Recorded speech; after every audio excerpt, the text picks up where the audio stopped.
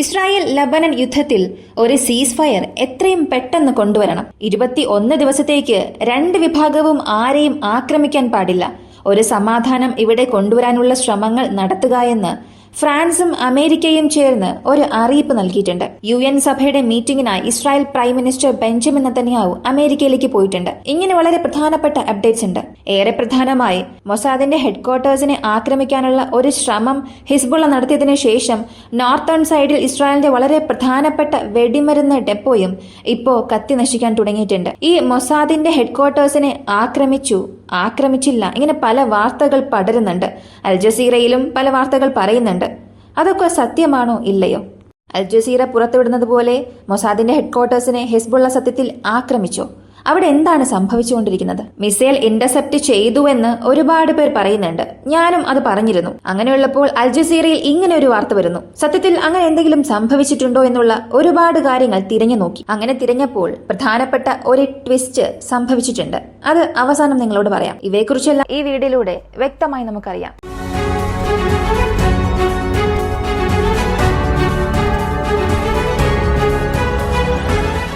ആദ്യം ഈ സീസ് ഫയർ ഡീലിനെ കുറിച്ച് സംസാരിക്കാം. ഹിസ്ബുള്ളയ്ക്കും ഇസ്രായേലിനും ഇടയിൽ എന്ത് സംഭവിക്കുന്നു എന്ന് നോക്കിയാൽ കഴിഞ്ഞ 4 ദിവസമായി ഇസ്രായേലിന്റെ ഏരിയൽ അറ്റാക്ക് ലബനനുള്ളിൽ നടന്നുകൊണ്ടിരിക്കുകയാണ്. ഇപ്പോഴും ആ ഒരു ആക്രമണത്തിന്റെ തീവ്രത കുറഞ്ഞിട്ടില്ല. അവസാനമായി കഴിഞ്ഞ 24 മണിക്കൂറിൽ 75 ലബനൻ ഗ്രാമങ്ങളിൽ, 75 സ്ട്രൈക്സ് അല്ല, 75-ൽ കൂടുതൽ ഗ്രാമങ്ങളിൽ ഇസ്രായേലിന്റെ ആക്രമണം നടന്നിട്ടുണ്ട്. മൊത്തത്തിൽ നോക്കിയാൽ 110-ൽ കൂടുതൽ എയർ സ്ട്രൈക്ക്, വ്യോമാക്രമണം ഈ 75 പ്രദേശങ്ങളിലും നടന്നിട്ടുണ്ട് എന്ന് ലബനൻ ഒരു വാർത്ത പുറത്തുവിട്ടു. കൂടാതെ കഴിഞ്ഞ 24 മണിക്കൂറിൽ മാത്രം 50 പേരോളം മരിച്ചിട്ടുണ്ടാകും എന്നും പറയുന്നു. അപ്പോ ഈ മരണസംഖ്യ എന്നത് 630 കവിഞ്ഞു പോകാൻ തുടങ്ങിയിട്ടുണ്ട്. ഇസ്രായേലിനെ സംബന്ധിച്ച് ലബനനെ കുറിച്ചുള്ള അവരുടെ എയിമിൽ നിന്നും അവർ ഒരൽപ്പം പോലും പിന്നോട്ട് പോയിട്ടില്ല. ഇതിനിടയിൽ ഈ ഐക്യരാഷ്ട്രസഭ, അമേരിക്ക, ഫ്രാൻസ് എല്ലാവരും ചേർന്ന് 21 ദിവസം, ഈ 21 ദിവസത്തേക്ക് രണ്ട് വിഭാഗങ്ങൾക്കിടയിലും യാതൊരു പ്രശ്നവും നടക്കാൻ പാടില്ല. രണ്ടുപേരും താൽക്കാലികമായ ഒരു സീസ് ഫയറിലേക്ക് വരണം. രണ്ടുപേരും ഇവിടെ സമാധാനം കൊണ്ടുവന്നാൽ മാത്രമേ ഗാസയിൽ അടുത്ത് എന്ത് ചെയ്യണമെന്നുള്ളത് തീരുമാനിക്കാൻ സാധിക്കുകയുള്ളൂ. കാരണം ഗാസയെ അടിസ്ഥാനമാക്കിയാണ് ഹിസ്ബുള്ളയ്ക്കും ഇസ്രായേലിനുമിടയിൽ ഈ ഒരു യുദ്ധം നടന്നുകൊണ്ടിരിക്കുന്നത്. അങ്ങനെ അതിന് എന്ത് ചെയ്യാമെന്നുള്ളത് ചർച്ചയിലൂടെ തീരുമാനിക്കാം. അപ്പോൾ പെട്ടെന്ന് തന്നെ ഒരു സീസ് ഫയറിലേക്ക് വരണമെന്നുള്ള ഒരു അനൗൺസ്മെന്റ് വൈറ്റ് ഹൌസ് ഇപ്പോൾ നൽകിയിട്ടുണ്ട്. എന്നാൽ ഈ രണ്ട് വിഭാഗവുമാണ് തീരുമാനിക്കേണ്ടത് സീസ് ഫയറിനെ സമ്മതിക്കണോ വേണ്ടയോ എന്നുള്ളത്. ഇപ്പോ ഹിസ്ബുള്ളയെ സംബന്ധിച്ച് ലബനിലുള്ള ഗവൺമെന്റ് ഓറിയന്റഡ് ജനങ്ങൾ, അല്ലെങ്കിൽ ഗവൺമെന്റിനെ പിന്തുണയ്ക്കുന്ന ആളുകളെല്ലാം പറയുന്നത് ഉടൻ തന്നെ ഈ ഒരു സീസ് ഫയറിന് ഹിസ്ബുള്ള സമ്മതിക്കണം. അതേസമയം ഹിസ്ബുള്ളയുടെ ചില സോഴ്സസ് നോക്കിയാൽ ഇല്ല, പാടില്ല, ഈ സമയത്ത് നമ്മൾ സീസ് ഫയർ ഡീലിനെ സമ്മതിക്കുകയാണെങ്കിൽ വീണ്ടും നമ്മളിൽ ഒരു ബഫർ സോൺ ക്രിയേറ്റ് ചെയ്ത് നമ്മളെ പുറകിലേക്ക് തള്ളാൻ ശ്രമിക്കും. ഈ ബ്ലൂ ലൈൻ എന്ന ഒരു കോൺസെപ്റ്റ് ഉണ്ട്. ഈ ബ്ലൂ ലൈൻ കഴിഞ്ഞ് നമ്മളെ പിന്നിലേക്ക് തള്ളും. ഇസ്രായേലിനെ ഗാസയ്ക്കുള്ളിൽ നമുക്ക് പിന്നെ നിയന്ത്രിക്കാനേ സാധിക്കില്ല. നമ്മൾ ഈ സീസ് ഫയർ ഡീലിന് സമ്മതിക്കാൻ പാടില്ല എന്ന് അവർ ഒരു കാര്യം പറയാൻ തുടങ്ങി. ഇപ്പോ ഇസ്രായേലിന്റെ പ്രതിപക്ഷ നേതാവ് എസ്ലെപ്പഡ് ഒരു കാര്യം പറഞ്ഞു. സീസ് ഫയർ ഡീലിന് നമുക്ക് സമ്മതിക്കാം, അതിൽ യാതൊരു പ്രശ്നവും ഇല്ല, സമാധാനം കൊണ്ടുവരുന്നതിൽ യാതൊരു പ്രശ്നവുമില്ല. എന്നാൽ 7 ദിവസത്തിൽ കൂടുതൽ നമ്മൾ സമ്മതിക്കാൻ പാടില്ല. 7 ദിവസം കഴിഞ്ഞ് നമ്മൾ ഈ സമാധാന ചർച്ചയ്ക്ക് സമ്മതിച്ചാൽ, അല്ലെങ്കിൽ സീസ് ഫയർ ഡീലിന് സമ്മതിക്കുകയാണെങ്കിൽ ഹിസ്ബുള്ള ആ ഒരു സമയത്ത് ശക്തരാകാൻ തുടങ്ങും. അവരുടെ സപ്ലൈ റൂട്ട്സ് എല്ലാം വീണ്ടും സ്ട്രോങ് ആകാൻ തുടങ്ങും. കാരണം ഇപ്പോ സീസ് ഫയർ വന്നു കഴിഞ്ഞാൽ ഒരു വലിയ ആക്രമണമൊന്നും ഇസ്രായേലിൽ നിന്നും ആ ഒരു ഭാഗത്തേക്ക് ചെയ്യാൻ പാടില്ല. അങ്ങനെ ചെയ്താൽ ആ സീസ് ഫയർ ഡീൽ വയലേറ്റ് ചെയ്തതുപോലെയാകും. വീണ്ടും എപ്പോഴത്തെയും പോലെ ഇപ്പോൾ എങ്ങനെയാണോ പ്രശ്നങ്ങൾ നടന്നുകൊണ്ടിരിക്കുന്നത് അതുപോലെ വീണ്ടും ആവർത്തിക്കും. അപ്പോൾ സിറിയയിൽ നിന്നോ അല്ലെങ്കിൽ ഇറാഖിൽ നിന്നോ ഇറാന്റെ സഹായത്തോടുകൂടി വെപ്പൺസ് ലബനിലേക്ക് വരാനുള്ള ഒരു സാധ്യതയുണ്ട്. കാരണം നമ്മൾ ഇപ്പോൾ ഒരു വലിയ നഷ്ടം ഹിസ്ബുള്ളയ്ക്ക് നൽകിയിട്ടുണ്ട്. അവർ വീണ്ടും പുനർനിർമ്മിക്കുന്നതിനുള്ള ഒരു സമയം തന്നെ നമ്മൾ നൽകുന്നത് പോലെയാകും. അതിനാൽ വെറും 7 ദിവസം കഴിഞ്ഞുള്ള ഏതൊരു സീസ് ഫയർ ഡീലിനും നമ്മൾ സമ്മതിക്കാൻ പാടില്ല എന്ന് അദ്ദേഹം പറഞ്ഞു. ഇതിനിടയിൽ ഐക്യരാഷ്ട്രസഭയുടെ ജനറൽ അസംബ്ലി യോഗത്തിൽ പങ്കെടുക്കാനായി നെതന്യാഹുവും അദ്ദേഹത്തിന്റെ ഭാര്യയും പുറപ്പെട്ട് അമേരിക്കയിലേക്ക് പോയിട്ടുണ്ട്. ഈ സമയത്ത് സൈനിക നടപടിക്രമങ്ങളെല്ലാം ഡിഫൻസ് മിനിസ്റ്ററുടെ മേൽനോട്ടത്തിലും കൂടാതെ IDF കമാൻഡോസിന്റെ നേതൃത്വത്തിലുമാണ് നടന്നുകൊണ്ടിരിക്കുന്നത്. ഇസ്രായേലിന്റെ സൈനിക മേധാവി ഹെസൻ ഹെൽവി ഒരു കാര്യം സ്ഥിരീകരിച്ചു. ഇവിടെ സമാധാന ചർച്ചയെക്കുറിച്ച് ഒരുപാട് പേർ സംസാരിക്കുന്നു. എന്നാൽ ഞങ്ങളുടെ സൈന്യത്തിന് അതീവ ജാഗ്രത ഞങ്ങൾ നൽകിയിട്ടുണ്ട്. സമാധാനം വരുന്നു, സീസ് ഫയർ വരുന്നില്ല, അത് അടുത്ത ഘട്ടമാണ്. എന്നാൽ ഇവിടെ മറ്റൊരു രാജ്യത്തിന്റെ സഹായത്തോടുകൂടി ഒരു സീസ് ഫയർ വരുന്നതിന് മുൻപ് എത്രത്തോളം നഷ്ടം ഞങ്ങളെ കൊണ്ട് നൽകാൻ സാധിക്കുമോ, അല്ലെങ്കിൽ എത്രത്തോളം ഞങ്ങളുടെ അതിർത്തികളെ സംരക്ഷിക്കാൻ സാധിക്കുമോ, അതിനെല്ലാം ഞങ്ങൾ തയ്യാറെടുക്കുകയാണ്. ഞങ്ങളുടെ സൈനികർ എല്ലാവരും ഇപ്പോൾ റെഡിയാണ്. ഒരേയൊരു ഗ്രീൻ സിഗ്നൽ മാത്രം മതി, അല്ലെങ്കിൽ ഇസ്രായേലിന്റെ സർക്കാരിൽ നിന്നും നിങ്ങൾക്കിപ്പോ ലെബനിലേക്ക് പ്രവേശിക്കാം എന്ന ഒരു പ്രഖ്യാപനം മാത്രം നൽകിയാൽ മതി. ഞങ്ങളുടെ ഈ ഒരു കരയുദ്ധം അവിടെ ആരംഭിക്കും. ഞങ്ങൾ എല്ലാത്തിനും തയ്യാറാണ് എന്ന ഒരു പ്രസ്താവന നൽകി. അപ്പോ ഇസ്രായേൽ എല്ലാത്തിനും വെൽ പ്രിപ്പയർഡ്, വെൽ പ്ലാൻഡ് ആണ് ഒരു ഗ്രൗണ്ട് ഒഫൻസീവ് അകത്തേക്ക് ലോഞ്ച് ചെയ്യാൻ. എന്നാൽ അതിനിടയിൽ വരുന്ന ഈ ഒരു സീസ് ഫയർ എന്നത് ഇവിടെ അവർക്ക് ഏത് തരം ഫലം നൽകും എന്നറിയില്ല. കാരണം ഈ സീസ് ഫയർ വരികയാണെങ്കിൽ അടുത്ത് വരുന്നത് ഒരു നെഗോസിയേഷൻ ടോക്കായിരിക്കും. അല്ലെങ്കിൽ അടുത്ത് എന്ത് ചെയ്യാം എന്ന് തീരുമാനിക്കുന്നത് തന്നെ ഒരു 2-3 ആഴ്ചയെങ്കിലും എടുക്കും. ആ 3 ആഴ്ചയിൽ ഈ 2 ഭാഗവും സ്വയം ശക്തരാക്കാൻ ശ്രമിക്കും. അമേരിക്കയിൽ നിന്നും ഇസ്രായേലിലേക്ക് ഒരുപാട് ഷിപ്മെന്റ്സ് വരും. ഈ ഭാഗത്ത് ഹിസ്ബുള്ളയ്ക്ക് ഇല്ലീഗൽ റൂട്ട്സ് വഴിയും ചില ആയുധങ്ങൾ വരാനുള്ള സാധ്യതയുണ്ട്. അതേസമയം ഗാസയ്ക്കുള്ളിൽ ഹമാസും റീഗ്രൂപ്പ് ആവുക, ഇതൊരു ട്രയാങ്കിൾ വാറായി മാറാനുള്ള എല്ലാ പോസിബിലിറ്റീസും അധികമായി കൊണ്ടിരിക്കുകയാണ്. എന്നാൽ ഈ സീസ് ഫയർ ഡീലിന് ഇസ്രായേൽ സമ്മതിക്കാൻ പോകുന്നു എന്നുള്ള ചില വിവരങ്ങൾ ഇസ്രായേലിന്റെ ചില മീഡിയാസ് തന്നെ റിപ്പോർട്ട് ചെയ്യുന്നുണ്ട്. പക്ഷെ അത് വിശ്വസിക്കണോ വേണ്ടയോ എന്നറിയില്ല. കാരണം ചില മീഡിയാസിൽ ഗവൺമെന്റ് ഒഫീഷ്യൽസ് ഈ ഒരു ഗ്രീൻ സിഗ്നൽ നൽകുമെന്നൊക്കെ പറഞ്ഞിട്ടുണ്ട്. എന്നാൽ ചിലർ പറയുന്നത് ഇല്ല, ഇതൊക്കെ അൺകൺഫേംഡ് റിപ്പോർട്ട്സ് മാത്രമാണ്, ഇസ്രായേലിനെ സംബന്ധിച്ച് ഈ സീസ് ഫയറിനെ സമ്മതിക്കില്ല എന്നും പറയുന്നുണ്ട്. ഇതിന്റെ സ്ഥിരീകരിച്ച വിവരം അറിയണമെന്നുണ്ടെങ്കിൽ നമ്മൾ അല്പം കാത്തിരിക്കേണ്ടി വരും.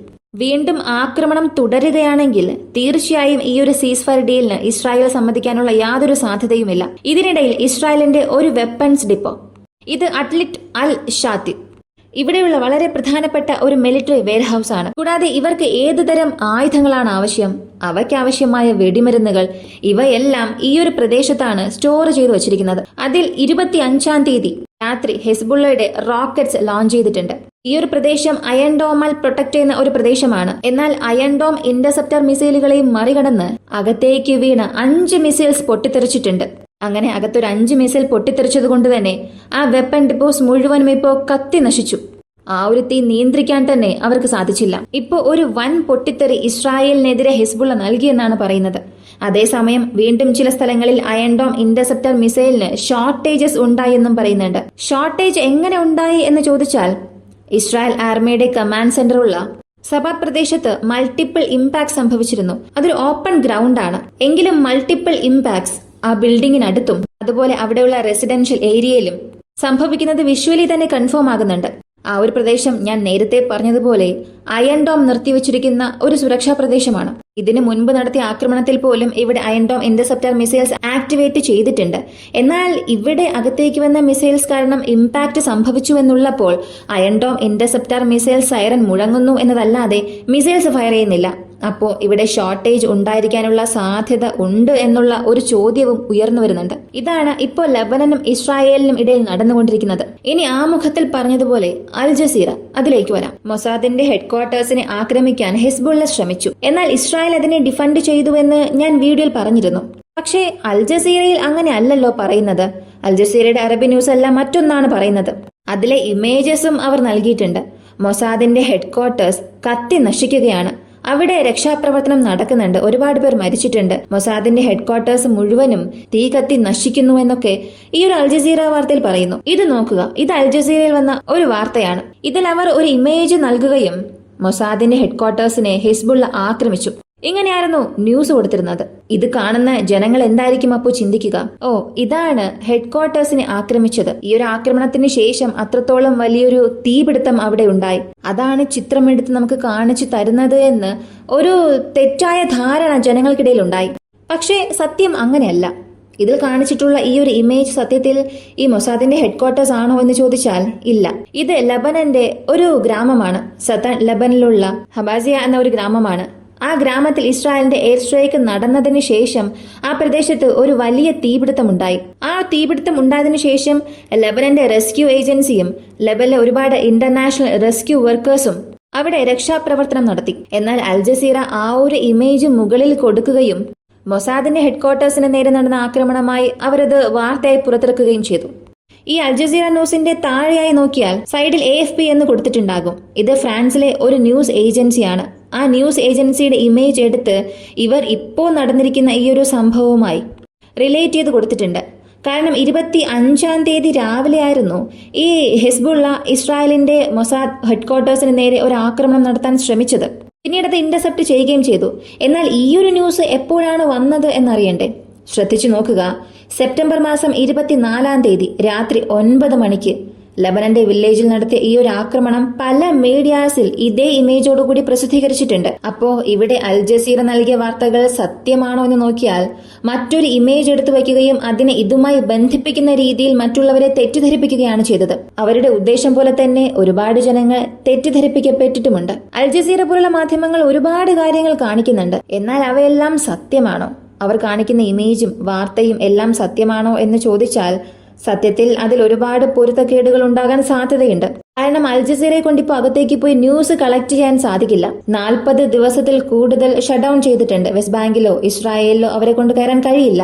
ഈ സമയം അവരുടെ വ്യൂവർഷിപ്പിന് വേണ്ടിയും ന്യൂസ് കൂടുതൽ ആളുകൾ റിപ്പീറ്റായി കാണണം എന്നതിന് വേണ്ടിയിട്ടും ഒരു വാർത്തയായി ഇതിനെ പുറത്തുവിട്ടു, മറ്റൊരു വാർത്തയുമായി ബന്ധിപ്പിച്ചു. ഈ ഒരു വാർത്ത കണ്ടിട്ട് ഒരുപാട് ജനങ്ങൾ ചിന്തിച്ചത് മൊസാദ് ഹെഡ്ക്വാർട്ടേഴ്സിനെ ഹിസ്ബുള്ള ആക്രമിച്ചു, അത് കത്തി നശിച്ചു എന്നൊക്കെ. ഇപ്പോ അതേ അൽ ജസീറയുടെ മറ്റൊരു ന്യൂസ് നിങ്ങൾ നോക്കുക. ഇത് നിങ്ങൾ ശ്രദ്ധിച്ചു കാണുക. ഇന്നലെ ഏകദേശം വൈകുന്നേരത്തോടു കൂടി അതേ അൽ ജസീറ പുറത്തിറക്കിയ ഒരു വാർത്തയാണ്. അതിലവർ പറഞ്ഞിരിക്കുന്നത് the missile intercepted by Israel's David Sling air defence system before it reached its intended target caused no damage or injuries. നിങ്ങൾക്ക് മനസ്സിലായിട്ടുണ്ടാകും, ആ ടാർഗറ്റ് റീച്ച് ചെയ്യുന്നതിന് മുൻപ് ഇസ്രായേലിന്റെ air defence system David Sling അതിനെ ഇന്റർസെപ്റ്റ് ചെയ്തു എന്ന് പറഞ്ഞിട്ടുണ്ട്. അപ്പോൾ അവർ കാണിച്ച ഇമേജ് വേറെയാണ്, അവർ നൽകിയ വാർത്ത വേറെയാണ്. ഇതെല്ലാം കാണുമ്പോൾ പെട്ടെന്ന് ഓർമ്മ വരുന്ന ഒരു കാര്യം പൃഥ്വിരാജ് പറഞ്ഞ വളരെ പ്രസിദ്ധമായ ഒരു ഡയലോഗാണ്. ഇവിടെ സത്യം പറയാനാണോ മാധ്യമങ്ങൾ ഉള്ളത്, അല്ലെങ്കിൽ മാധ്യമങ്ങൾ പറയുന്നതാണോ സത്യം? ഈ ഒരു വീഡിയോയെക്കുറിച്ചുള്ള നിങ്ങളുടെ അഭിപ്രായം കമന്റിൽ പറയുക. വീഡിയോ ഇഷ്ടമായാൽ ലൈക്ക് ചെയ്യുക, ഷെയർ ചെയ്യുക. നമ്മുടെ ചാനൽ ആദ്യമായി കാണുന്നവരാണെങ്കിൽ മറക്കാതെ സബ്സ്ക്രൈബ് ചെയ്ത് സപ്പോർട്ട് ചെയ്യുക. മറ്റൊരു വീഡിയോയുമായി വീണ്ടും കാണാം.